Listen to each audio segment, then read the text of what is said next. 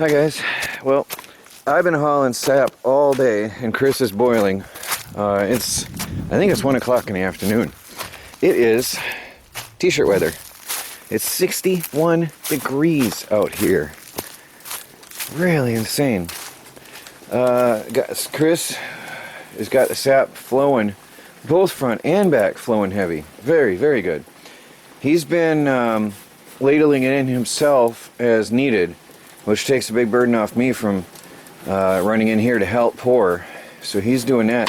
He emptied all of our containers yesterday. So I was able to go run around and I filled up. Well, I've only got 3 left. So I don't know, the containers out in the forest, I still have to go gather them, but they're all full. So I've been running sap hot and heavy here for Chris, and he's been boiling it non-stop all day. We run from in the morning until sometime at night after dark, and today is just absolutely beautiful weather. So I'm just literally running sap all day. The stuff is flowing like mad.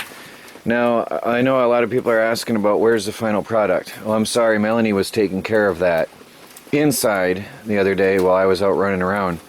We have more than a gallon bottled now, and we have another gallon that's going to be processed today of syrup, finished product.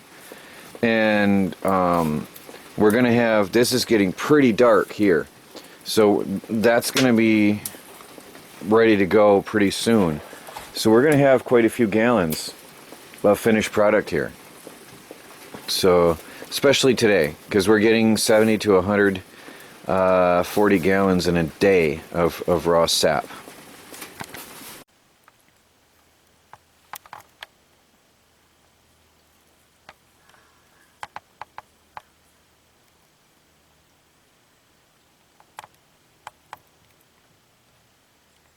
Senior fillet.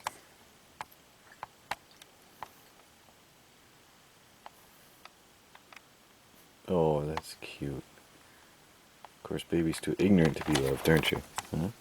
The baby gets ignorant. Hey guys, during lunch, I was drawing this up. This is a panel meter set that is going on the generator. Forgive the mess, we're packing house.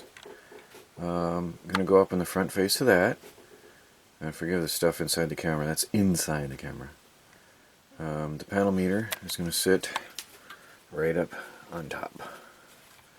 And it's going to have the capacitor voltage, the 3 output voltages, the input current, and the input voltage, so I can monitor everything going on at once. And then banana jack plugs for all my interfacing. So everything's going to be nice and neat and pretty and hidden behind this white acrylic faceplate. Well guys, I spent a few hours on this. It's some of my finest work ever. Cutting very fine precision holes in acrylic in a very precise pattern with meters that have a round backing, and such an awkward pattern is for me an amazing success if I pull it off. Now I can't get the paper off yet, I still got to work at scratching it off, but I was just hooking it up. And this is going to be the panel meter. That was the first hole I made. I went too fast. This is going to be the panel meter for the Quanta Q3 generator, the charge accelerator. And I'm going to have voltage in and 3 outputs and the capacitor connectors.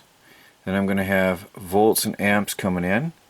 I'm going to have 1, 2, 3 volt outputs, so I can have up to 3 different batteries charging at the same time. And I'm going to have the capacitor voltage. So we'll have the capacitor banana jack connections and the capacitor voltage. And then the 3 charging outputs. and the input status. So if I'm running off a battery, I'll be able to know what its voltage is, and then the current being used. So everything will be very neat and quick disconnects, so I can do my experiments. And these are also twist offs. Now unfortunately I can't find any more of these. I thought I had more of these, but that's all I have on hand at this time. These are from Radio Shack, so I'm going to have to make a run in and hope and pray they still have this type of connection, because I drilled this board for these connectors. Anyway, I got to order the 3 more meters. Not a big deal. And when they come in, I'll have a very beautiful display for the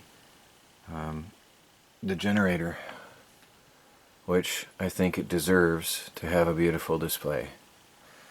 And like I said, that's one of my best works ever, getting that so precise. That was a lot of work, manipulating, measuring to get that so precise, but I got it.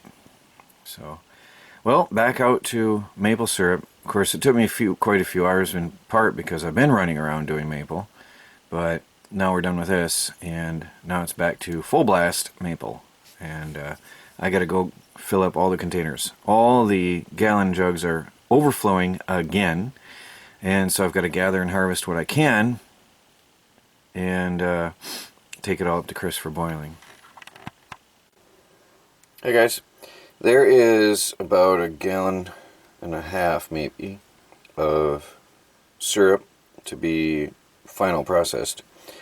It is done processing outside, and then we have to filter it.